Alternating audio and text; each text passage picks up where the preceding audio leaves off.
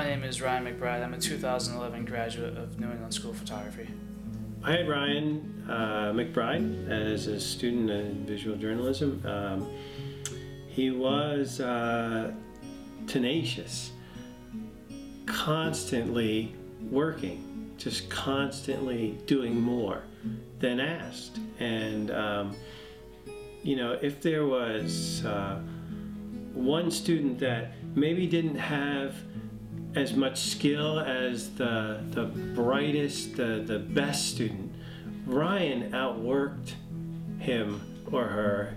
Ryan outworked almost everyone in the class. And I think that as he has embraced the world of freelance work and has seen a little bit more on his own, I think that some of the things that he was wrestling with in documentary are beginning to bear some fruit for him, and I think he's growing, and I think that the longer he stays with it, the more he will grow, and I'm hopeful for him.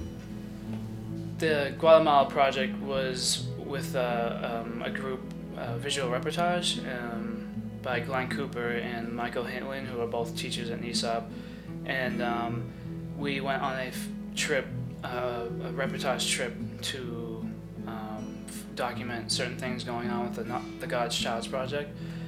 And I chose to do the project on the Guatemalan dump. And so it was personal in the sense that when I got down there, I wasn't quite sure what I was going for.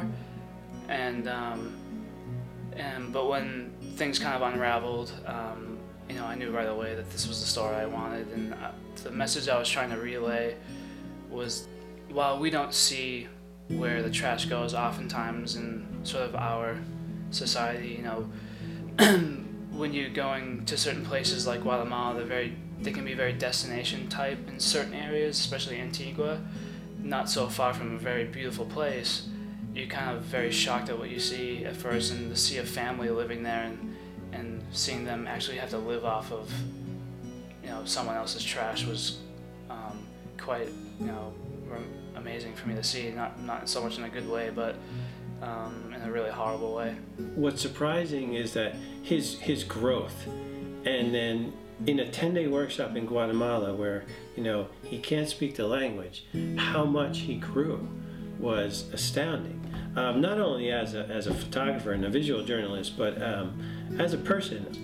And so for him to win the prize and to win the contest from an image from that workshop, it couldn't have happened to a nicer person and a more hardworking person.